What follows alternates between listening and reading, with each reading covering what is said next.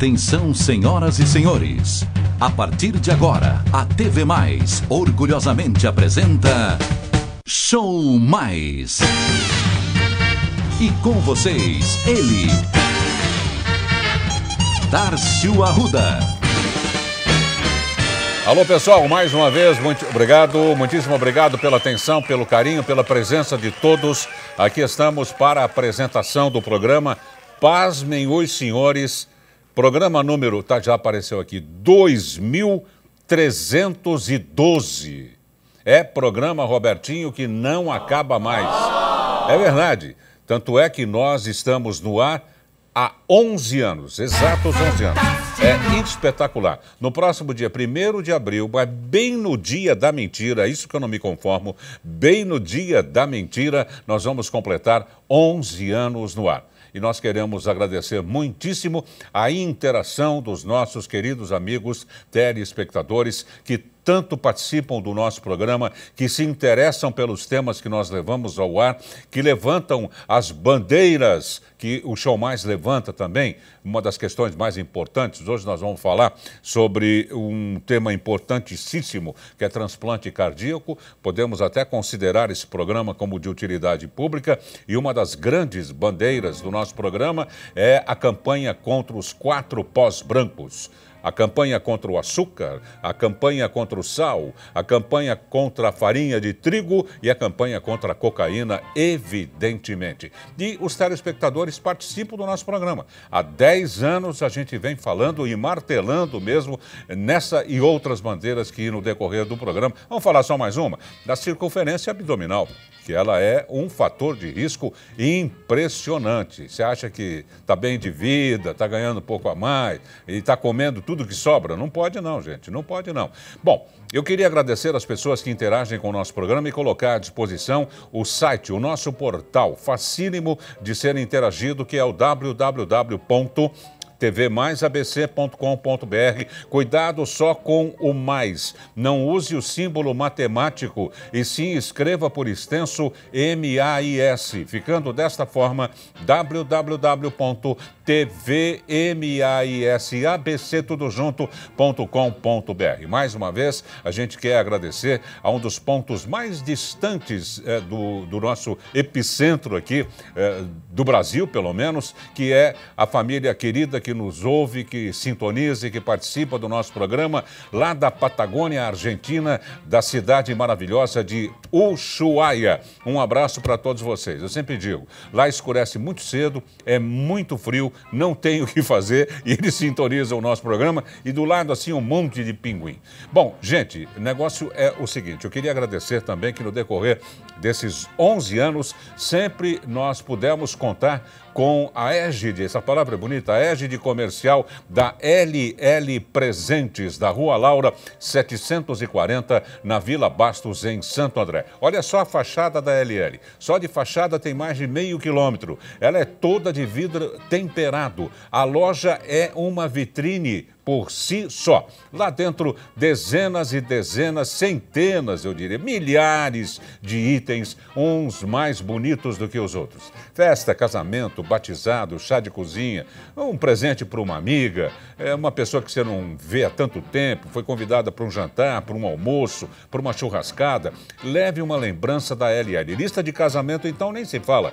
LL Presentes, eu tenho certeza que você vai gostar. Quer conhecer um pouquinho mais por dentro a LL? Então me dê sua mão, vamos adentrar a loja, vou ficar quietinho, a gente vai subir na música e vamos dar um rolê dentro da LL. Venha, venha, venha, venha comigo.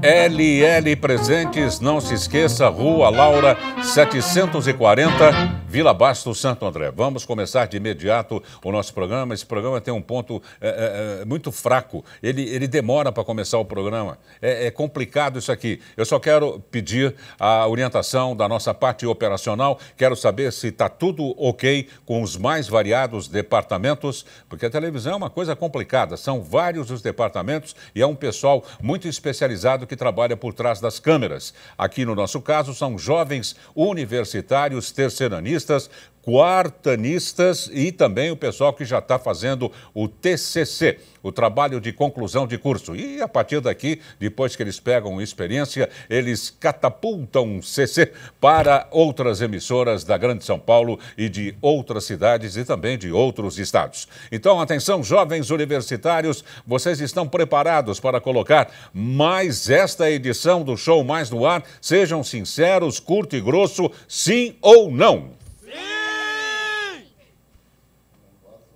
Não estou ouvindo nada, eu acho que hoje eles não estão querendo. Ou está fechado o microfone da cápsula espacial, ou não sei o que está acontecendo. Não sei, não vou nem perguntar novamente. Sim ou não? Sim! Não, hoje não. Mas eu tenho certeza que eles devem estar preparados. Então, atenção, tripulação. Não vamos subir com a aeronave de qualquer jeito, hein? Atenção, tripulação, aqui é o comandante Arruda, preparar a aeronave para decolagem.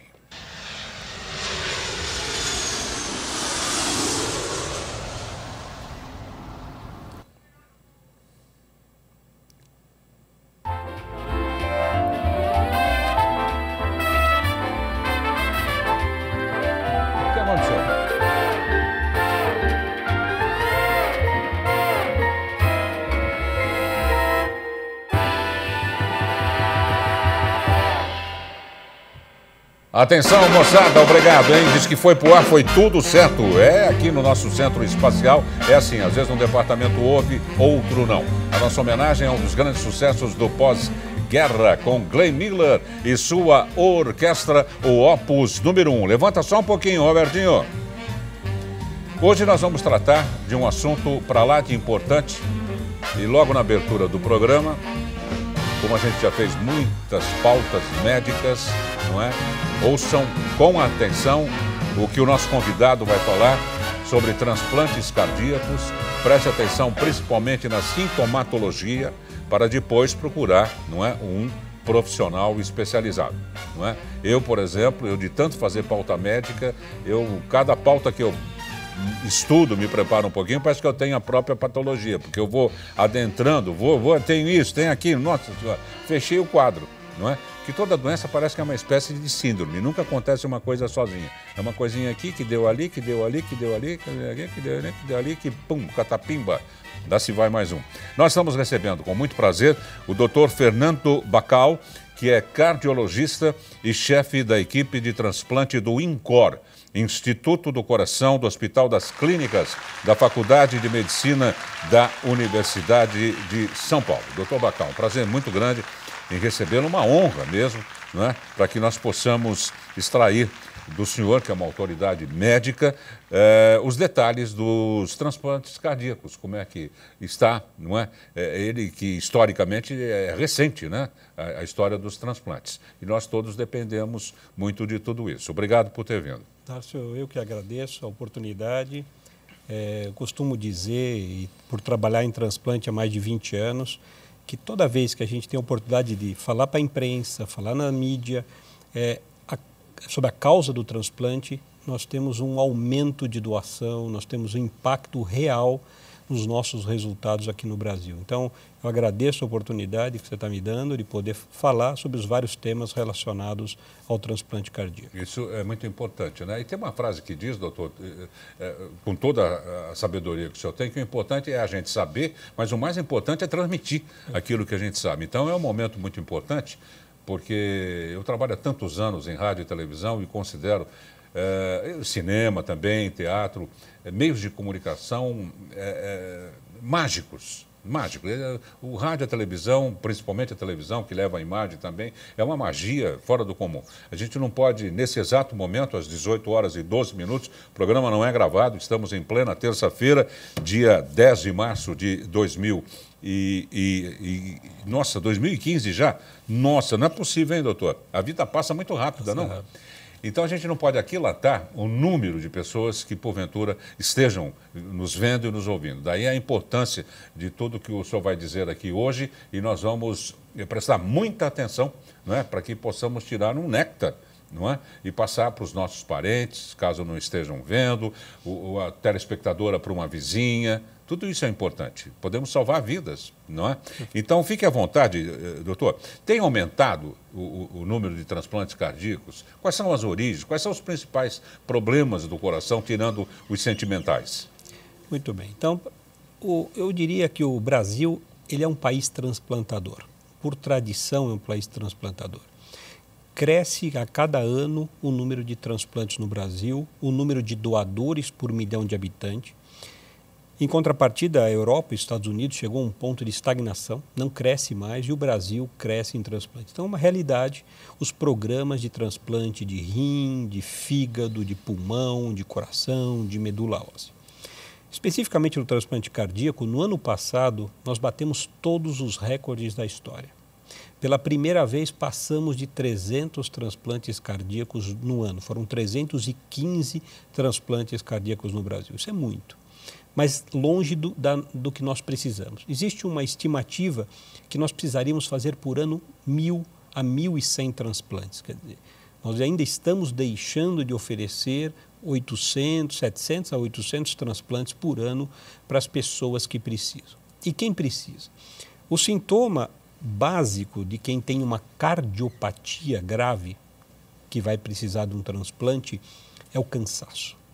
É um cansaço tão extremo que o indivíduo passa a não conseguir fazer as mínimas atividades do dia a dia. Então, dormir, acorda para sentar e respirar, não consegue tomar um banho, se alimentar com dificuldade. Para andar um quarteirão tem que parar 3, 4 vezes. Quer dizer, é um cansaço progressivo. Bem crasso mesmo, né? Bem crasso. Não vamos fazer confusão, gente? Não vamos fazer confusão com desânimo, com depressão, é uma falta de distimia, né? Aquela pessoa chata, não quero fazer isso, não quero, fica sentado assim na televisão o dia todo. Isso é uma doença. É uma falta de ar para as atividades físicas, as atividades do dia a dia. Associado a isso, inchaços. Começa a haver uma retenção de líquido no organismo, nas pernas, na barriga, nos pulmões, levando à falta de ar. Então, o cansaço progressivo e os inchaços caracterizam os sintomas principais de quem tem uma cardiomiopatia, de várias causas. A principal causa que leva alguém a precisar de transplante é a doença isquêmica do coração. Ou seja, quem teve vários infartos, porque o músculo vai necrosando nos infartos, vai perdendo força de contração, de bombeamento do coração, e chega a um ponto que o coração está muito fraco pelos infartos e ele é um paciente candidato a transplante. O hipertenso que não se cuidou bem durante uma vida, uma sobrecarga do coração pela pressão alta durante uma vida. Nós no Brasil temos doença de Chagas, infelizmente, uma doença relacionada a condições socioeconômicas muito ruins, mas é uma realidade. Nós temos milhões de pacientes com doença de Chagas na América Latina e temos candidatos por doença de Chagas. As cardiomiopatias virais, então são várias as causas, né, que na levam... época não se dá devida importância, né? Se cuida tudo, mas não se sabe que lá na ponta pode culminar com um problema dessa natureza. Por isso que a mensagem do teu programa, acho que falar de transplante é muito importante, mas é importante falar da prevenção. Se nós prevenirmos as doenças cardiovasculares, com o controle da hipertensão, com atividade física, evitar a obesidade, com certeza teremos menos infarto, melhor controle da hipertensão e menos candidatos futuros ao transplante. E o transplante, eu costumo dizer sempre que poucas intervenções na medicina são tão impactantes na vida de uma pessoa como o transplante. Porque se nós imaginarmos uma pessoa que tem uma dificuldade de se alimentar, de tomar um banho amparado, dormir, tem que levantar toda hora para sentar, abrir a janela para respirar, e depois do transplante está fazendo esportes competitivos, é algo impressionante. Sim. Então, uma sobrevida. O sobrevida é espetacular. Hoje o risco de um transplante é menos que 10%. tem 90% de chance de um transplante de coração dar certo hoje. E a expectativa de vida, nós temos pacientes que foram operados desde 1984, quando nós retomamos o transplante no Brasil. Começou em 84 no Brasil. Tivemos os primeiros com o professor Zerbini na década de 60, os 4 primeiros casos. Naquela época não tínhamos muito remédio para controlar a rejeição e aí os programas pararam. E depois da década de 80, que nós já tínhamos um arsenal de remédios muito bons, as UTIs avançaram muito, as equipes cirúrgicas se aprimoraram e os transplantes foram retomados. Então, a técnica cirúrgica, desculpe interrompê-lo, continua a mesma? Ocorreram algumas modificações. 2 técnicas básicas do transplante. A que o Dr. Barna, que foi o pioneiro, o médico da África do Sul, que fez o primeiro transplante do mundo em Cape Town, na África do Sul, depois de ter aprendido a técnica nos Estados Unidos, por questões éticas, talvez os Estados Unidos não tenha sido o primeiro, o Dr. Shumway, que ensinou toda a geração de transplantes, ele voltou para a África do Sul e fez o primeiro. Na época era chamada técnica clássica. E agora é uma técnica bicaval. São locais de anastomose, das costuras do coração. Então foram variações pequenas, e depois hoje é a técnica que se faz. A técnica bicaval é a técnica que todos os centros do mundo fazem. Nós vamos fazer um rápido intervalo e já a gente volta. E não se esqueça, um dado curioso agora mesmo veio à cabeça. As palavras coração e estrela são as palavras que mais entram em 95% das composições, das poesias, né, das letras de música. É o famoso Heart e o famoso Star. Já a gente volta.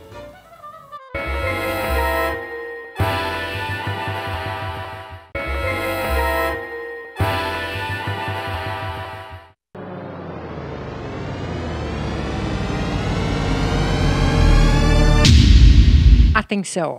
A TV Mais adverte. O programa Show Mais causa dependência cultural. Pronto, já estamos de volta com o programa número 2312 sobre transplante cardíaco. Estamos recebendo o Dr. Fernando Bacal, cardiologista e chefe da equipe de transplante do INCOR, que é o Instituto do Coração do Hospital das Clínicas da Faculdade de Medicina da Universidade de São Paulo.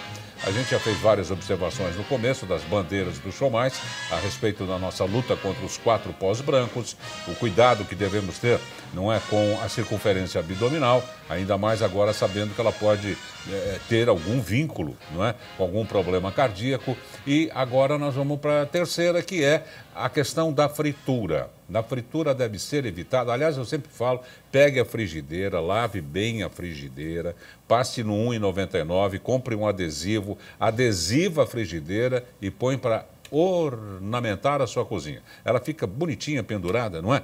O que eu quero dizer com isso? Quanto menos fritura, melhor.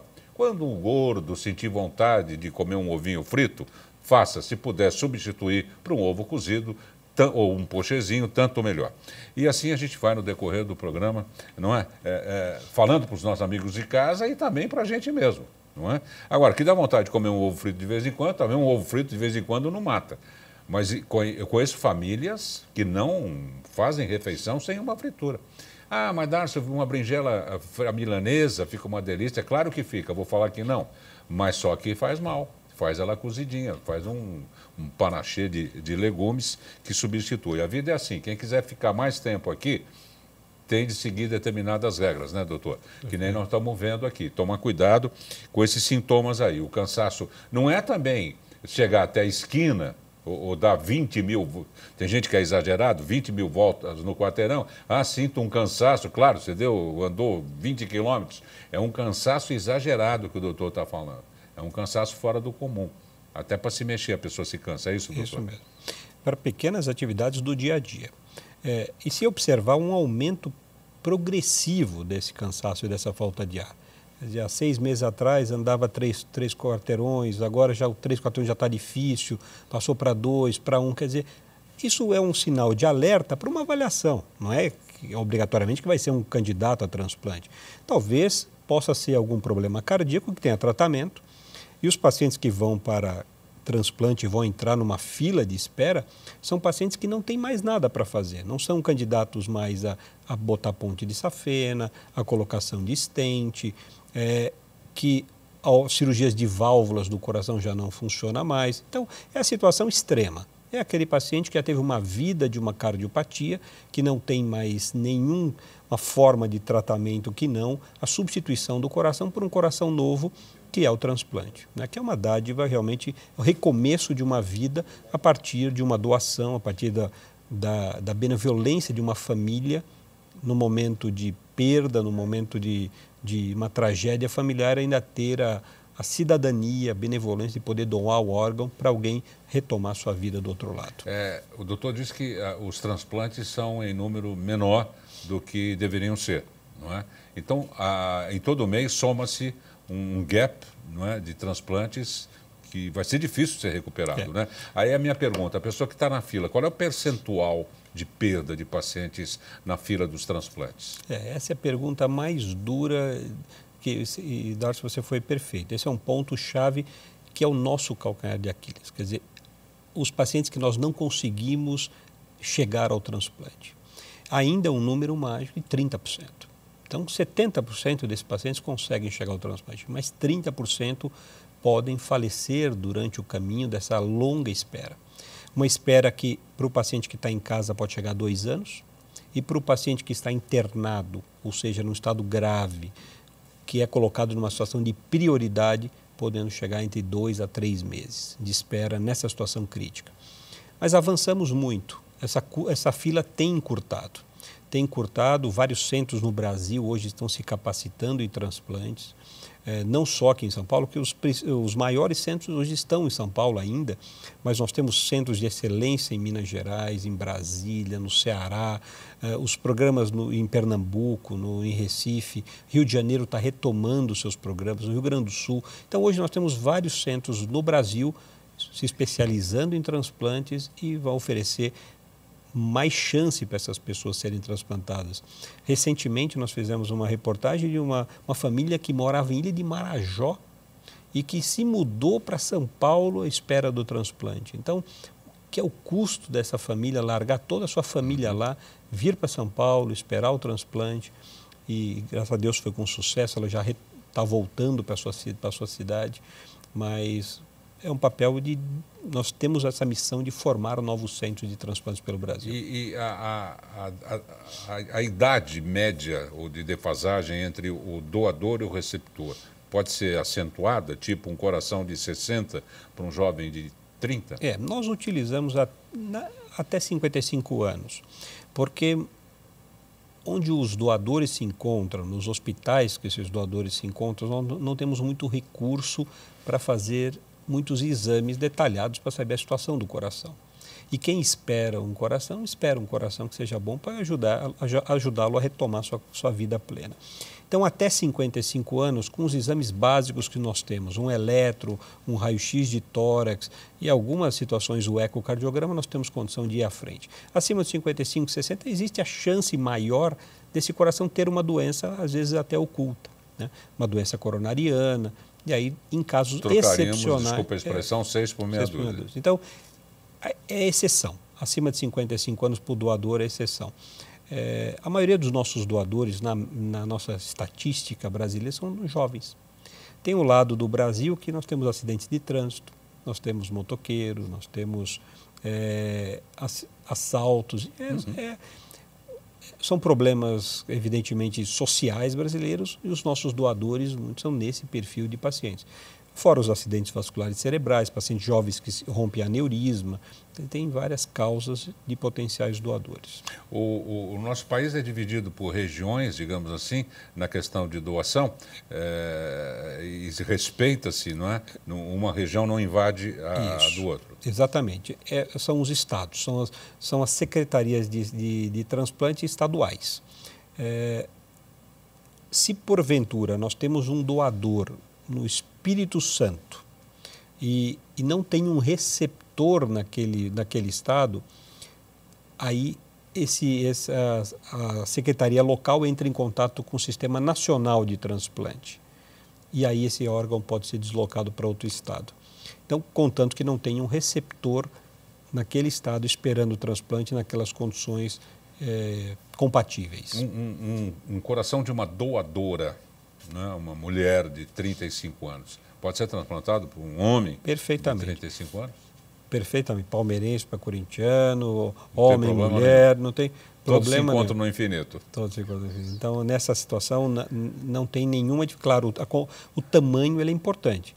Se é um indivíduo de 1,90, que tem 90 quilos, uma doadora mulher de 1,60 m, 50 e poucos quilos, não tem a menor condição. O coração não é muito pequeno para aquela estrutura. Então, existe uma compatibilidade principal, que é do tipo sanguíneo, mas tem que ter uma proporcionalidade de tamanho, não de sexo. É que nem a potência de um motor, né, doutor? Exatamente. Dependendo das válvulas, dependendo do tamanho do veículo, isso. Não é? Da velocidade que se pretende alcançar.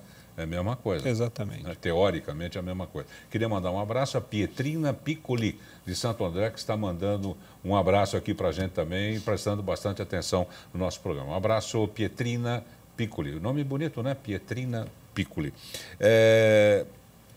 Há casos, não é, de crianças também que fazem transplante.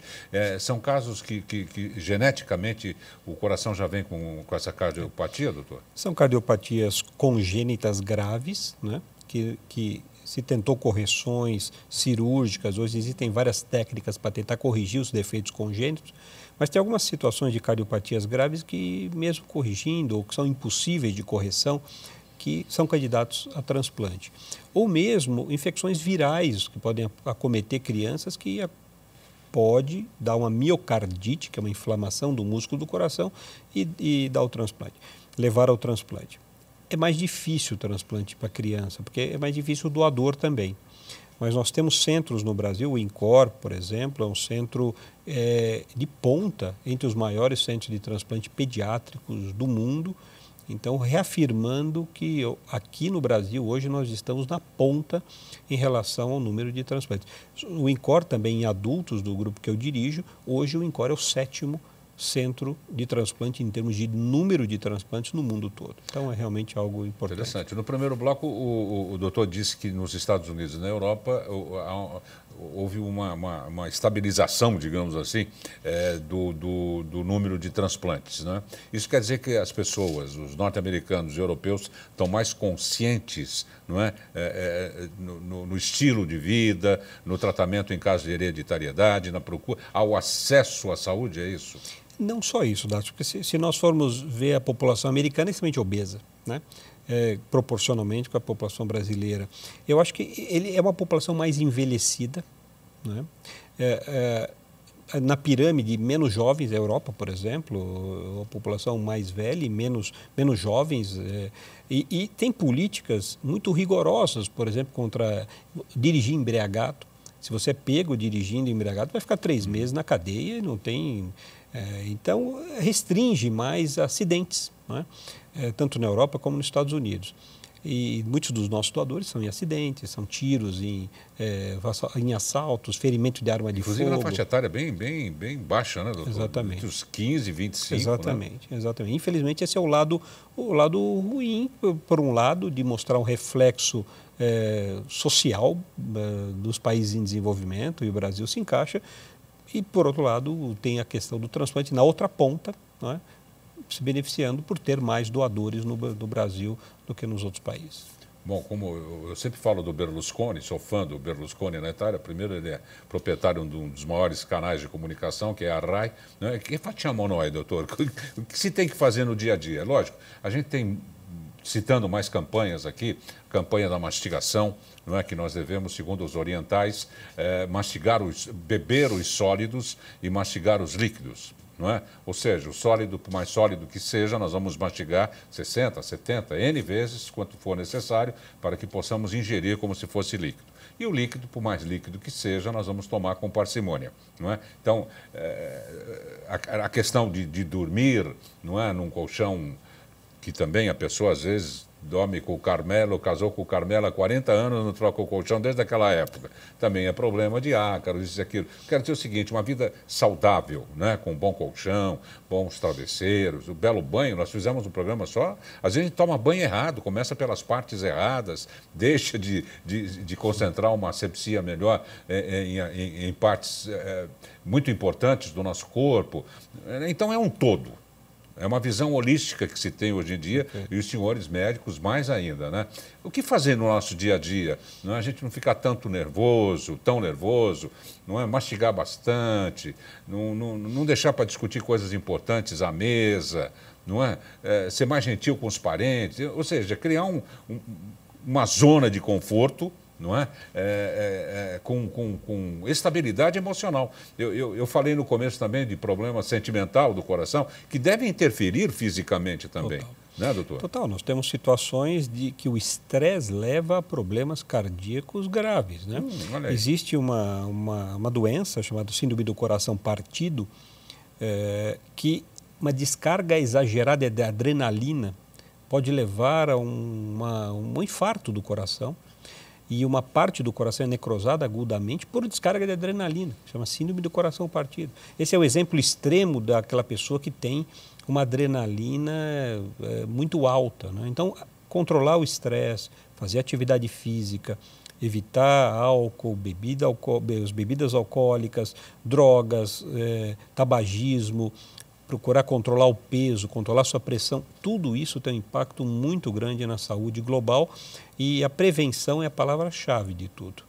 É claro que eu acho que a mensagem é que esse é o dado mais importante, mas se mesmo assim, numa situação em que a pessoa teve uma fatalidade de ter uma doença grave de coração, a despeito de tudo, nós temos excelentes opções de tratamento em toda a fase de uma vida de doença cardiovascular, com os remédios, com cirurgias, com cateterismo, com os stents e tal. E no extremo ainda, o final, que mesmo quando não tem mais jeito, ainda tem um grande jeito, que é o transplante.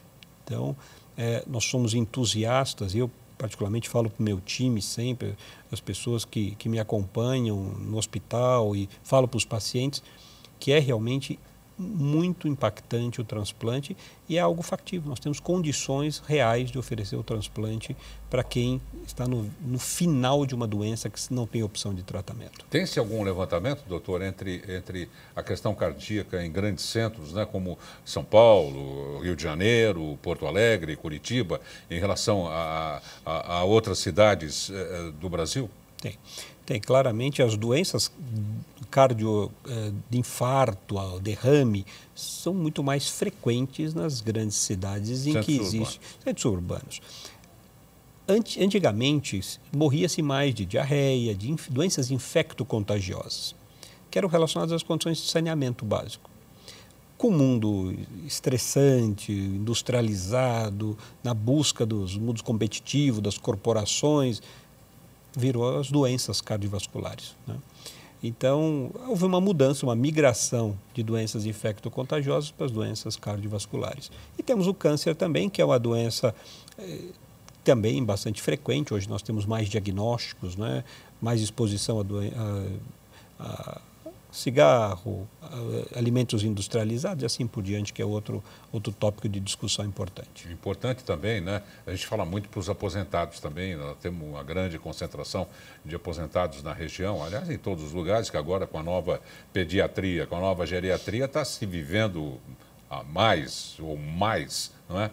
E eu mesmo já acabei de renovar o contrato, assinei por mais 25 anos, estou muito feliz, agradeço a Deus por isso, não é? Mas a gente tem que tomar muito cuidado, não é? Principalmente não se deixar levar pelo ostracismo, não é? Muitas vezes aqui no Brasil a gente confunde a palavra aposentado com o sinônimo de dolce far niente. Não existe o dolce far niente. Dolce far niente é na morte. Nós vamos ter tempo suficiente de ficar na horizontal, não é? Então nós precisamos usar as sinapses, né, doutor? Precisa ter esse contato. Faz palavra cruzada, não precisa. Tem um negócio de ficar jogando bote com os amigos, isso é old fashion, isso daí, coisa velha. Vai viajar, pega a dona de casa, não é? Até porque tem um número, não sei se você sabe, sabe quantos centenários nós temos no Brasil hoje?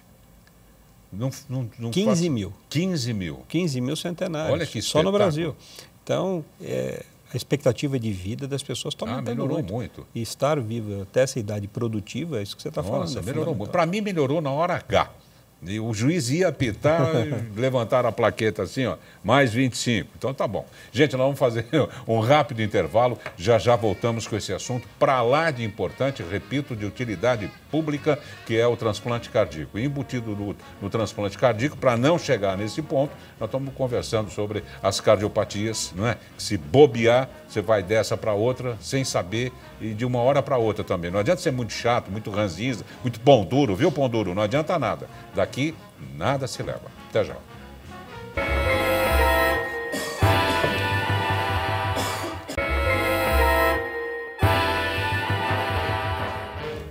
Pronto, já estamos de volta com o tema transplante cardíaco, recebendo com muito prazer o cardiologista e chefe da equipe de transplante do INCOR, Instituto do Coração do Hospital das Clínicas, da Faculdade de Medicina na Universidade de São Paulo, Dr. Fernando Bacal, não é, para o programa número 2312. Quero mandar um abraço também, está nos comunicando aqui pelo WhatsApp, a Verônica Zimmer, da Bela Vista, em Santo André. Um abração também para você, Verônica. Ela está atenta no programa. Como envelhecer, doutor Bacal? Com os cuidados mínimos que devemos ter, não é? É lógico que o fumo já está fora de moda, graças a Deus, não é? A gente conseguiu, assim como o cinto de segurança, não é? Que já é uma coisa... Às vezes eu fico olhando, observando as pessoas, automaticamente as pessoas colocam o cinto, não é? Eu fico muito feliz porque eu fui um dos 55 vereadores que votaram a favor do cinto de segurança, numa ideia de projeto do Dr. Murilo Antunes Alves, um dos grandes comunicadores também do rádio e da televisão. Então já é uma coisa corriqueira. Todo mundo usa o cinto e está acabado, não se fala mais nisso. E o cigarro, o tabaco no geral, está cada vez mais demodé. Chega a ser até feio a pessoa fumar, não é? Tipo não fumar, o álcool, que nem o doutor citou, né? Às vezes a pessoa não dirige, mas enche bem a latinha em casa, assistindo televisão, aquela coisa toda. Também dá na mesma, né? Claro, o álcool moderadamente, o vinho moderadamente, até pode fazer bem para o coração, porque tem propriedades antioxidantes. O excesso é que é condenável, porque causa uma série, além de questões calóricas e todas as questões para o fígado, para o coração, deletérios no seu excesso. Você perguntava em relação a como chegar na idade mais avançada e na fase mais madura com saúde, né? Eu acho que tudo que você falou, perfeito, fazer seus exames, fazer seu check-up, conhecer a história da família, outro dado muito importante, né? Saber as doenças do pai, da mãe, do avô, da avó, dos irmãos, né?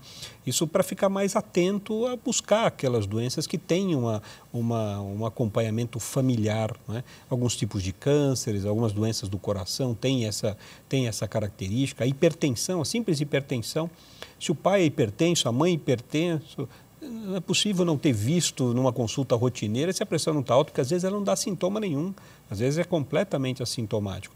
E vai numa consulta, primeira consulta, o médico fala, tá 18/12, não, mas doutor, não sinto nada. Não é?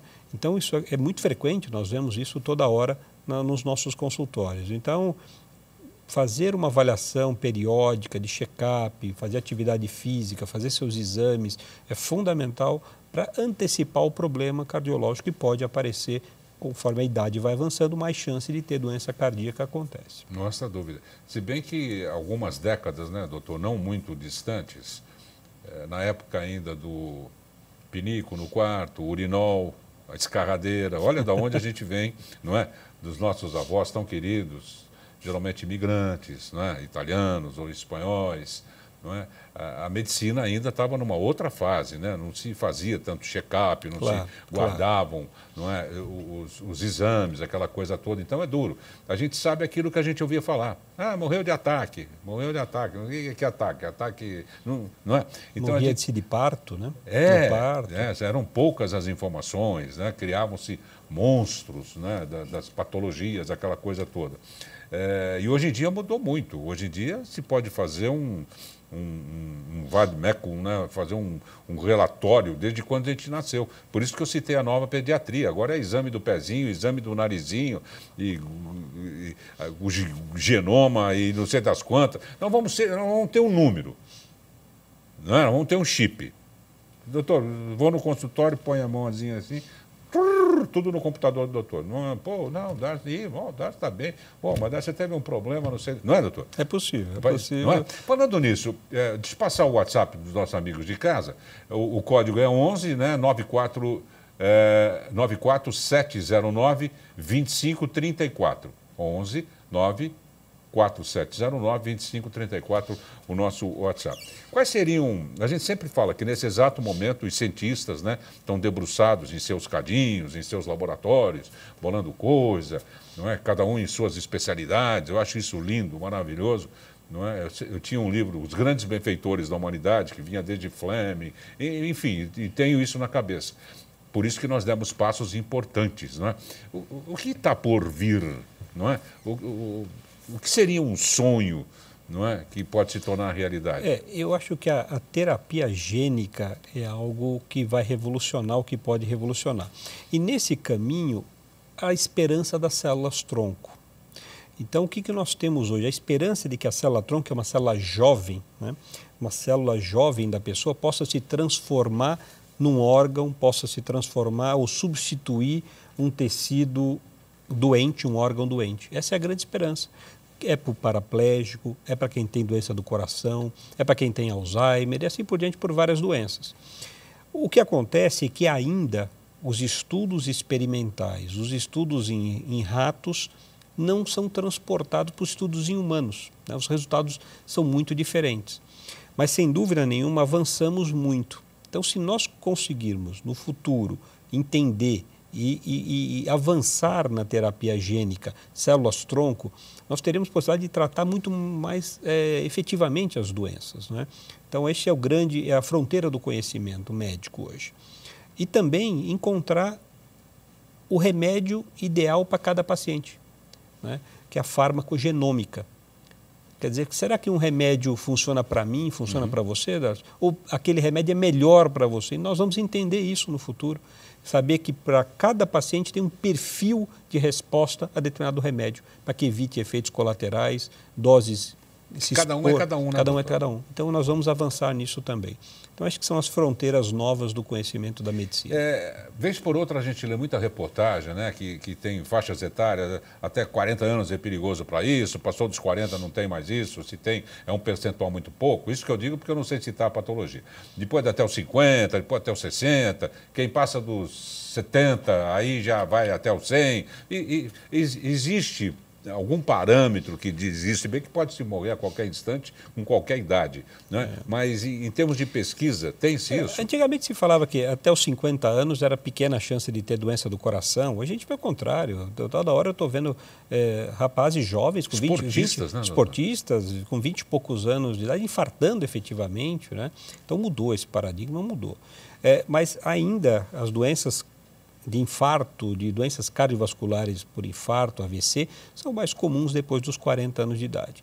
E aí temos as doenças degenerativas, e o câncer é uma dessas doenças que, conforme a pessoa vai envelhecendo, ela tem mais chance de ter uma doença dessa. Quer dizer, uma célula diferente nasce e pode formar algum tipo de câncer. Então, o envelhecimento está mais relacionado a câncer, as doenças cardiovasculares são mais precoces hoje,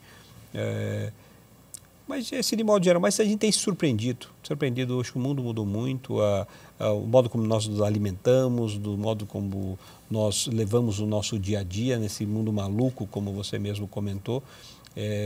Hoje levamos uma vida menos saudável do que fazíamos, menos exercício, e isso repercute na mudança de perfil das doenças. Os próprios senhores doutores, médicos, né? O doutor Fernando Bacal deve acontecer com ele, com a sua equipe. É um dia corrido, né? Eles levantam cedo pra caramba, 6h30, acho que já estão na cirurgia, isso e aquilo, e sai é uma loucura. E o coração de vocês, como é que fica? E essa visão holística que vocês têm? Eu acho que eu fosse médico, eu ficava quieto em casa.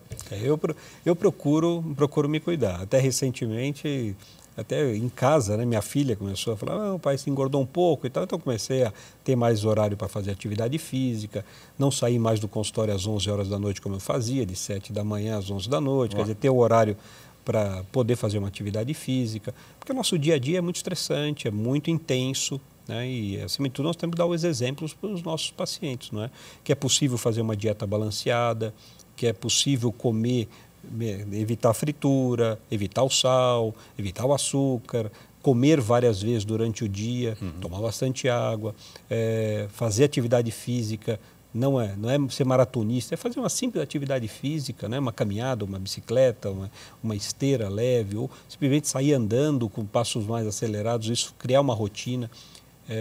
A saúde muitas vezes está nas pernas, né? Quer dizer, de caminhar, isso é muito importante. Então, procuramos dar esses exemplos para o paciente. É importante que nós façamos também. Não é? Eu li matéria certa vez que diz que nós temos 3 corações, né? Um no peito e um em cada perna, que são as panturrilhas, que ajudam a irrigar, levar lá na ponta do dedão e é um trabalho danado. Tem fundamento? Fundamento total. Atividade física, o exercício é fundamental. Previne doenças indiscutivelmente.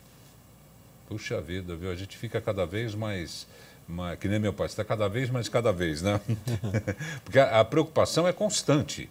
Né? Nós temos que ter essa preocupação, e a dona de casa também, fazer tudo o que tem que fazer, ser feito durante o dia, mas, repito, com parcimônia. Não deu para terminar hoje, termina amanhã. Nunca ficar irritada de tal forma que leve a uma enxaqueca, a uma depressão. Não é? São fatores que pululam, não é? Em volta dessas patologias cardíacas, né, doutor? Que podem agravar mais ainda, né? Perfeito. Essa é a nossa parte do tratamento, né? Que nós tenhamos essa consciência e fazer a nossa parte. E tem momentos que a doença aparece independentemente de tudo que você faz, certo? Então, é procurar o atendimento médico e tentar identificar modificações no seu organismo que às vezes te dão sinal, né? Um inchaço diferente, uma mancha que aparece na pele, uma dor de cabeça que não tinha, uma febre que vem todo dia. Quer dizer, se conhecer é muito importante. Quer dizer, e estar atento agora, mudou isso, está diferente, vou procurar um médico, vou procurar um atendimento. E isso também faz muita diferença. A água parece ser um fator muito importante. Sempre eu vejo citações em relação ao consumo de água. Nós, homens, bebemos, em relação às mulheres, menos água. Pelo menos é o que eu tenho visto. Eu li reportagem também, recentemente, de que um copo em jejum, um copo depois de 2, 3 horas, um copo antes nunca com o estômago muito cheio, mas tomar 5, 6, 7, diminui sensivelmente problemas de circulação e, consequentemente, os cardíacos. Isso é verdade com 2 exceções, e como o tema principal da nossa discussão é o transplante, e o paciente que é candidato ao transplante tem insuficiência cardíaca, insuficiência do coração, nessa situação a água em excesso é ruim, porque o coração é uma bomba e ele não consegue mandar todo o sangue para o rim, porque o coração está fraco. Vai então, muito líquido para ele. Todo líquido para ele e ele não consegue mandar tudo para o rim, então começa a represar. Então, o paciente que tem insuficiência dos rins, que está em hemodiálise, não é bom abusar de líquido, e insuficiência cardíaca. Tirando essas situações, a água, de modo geral, é muito boa do ponto de vista de saúde, mas lembrar que tem algumas situações de algumas doenças que, em excesso, a água também pode dar muito inchaço, porque não tem a eliminação desse líquido. Mas vamos supor que a pessoa se enquadre nesse exemplo que o doutor deu, o inchaço vai servir como um alerta. Um alerta, exatamente. Assim. Começou a tomar líquido, começou a inchar, está urinando menos, está ganhando peso todo dia, não é? Então, isso é um sinal de que pode estar inchando, é um sinal de alerta, procurar um médico para fazer exames e ver o que está acontecendo. Mas é uma pergunta bem leiga, bem boba, mas muito importante, porque eu tenho uma curiosidade incrível. Quanto se deve urinar por dia, doutor? Na média, a urina entre 1,5 litro e 2. Né? O organismo é uma firma que faz esse balanço do que entra e o que sai, e praticamente é zerado no final do dia.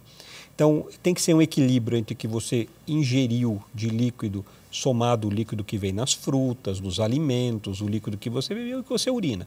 Se você urina mais do que entrou, você vai ficar desidratado, vai começar a ficar muito cansado, quer dizer, alguma coisa está acontecendo que está urinando mais. Diabetes é um sinal que às vezes acontece isso, a pessoa começa a urinar demais, a poliúria, e na verdade é o açúcar no sangue que está muito alto, que está puxando o líquido para sair pela urina. Por outro lado, se começa a urinar muito menos, começa a inchar. É um equilíbrio. Incha o quê? Que parte que incha? Começa a inchar as pernas, a barriga o cinto começa a não fechar, e não é só por gordura, começa a ficar mais ofegante, então começa a se sentir mais pesado. Esses são sinais de alerta, mas de modo geral 1,5 litro a 2 por dia. Hoje em dia, como última pergunta, as ruas estão muito perigosas. Em todos os bairros, em qualquer parte do grande ABC, de São Paulo, em qualquer lugar, não é? Não se anda mais com tranquilidade nas ruas. Não é? Então, aliás, bem dito por alguém que eu ouvi outro dia dizer, não vai haver vida fora dos condomínios o ano que vem, a partir do ano que vem. Tá? Já não tem mais 5 anos nem nada. Fora dos condomínios não vai haver vida. Você sai só para se deslocar. É possível que a esteira doméstica seja uma grande saída para as pessoas que... E não é só o perigo, as calçadas, é perigo de qualquer jeito, calçada mal feita. Nunca vi calçada tão lascada que nem as nossas calçadas aqui. Calçada esburacada, a pessoa cai, me fratura um fêmur. Tem gente que o carro não cabe na garagem, puxa o portão para fora, um faz azul, outro faz vermelho, outro faz de lajota, um escorrega. Existe padrão, gente. A prefeitura tinha que tomar a tenência. Não estou falando só de Santo André, do ABC, não. Todas as cidades, pô. Ué. Usar esteira em casa é uma alternativa ótima, né?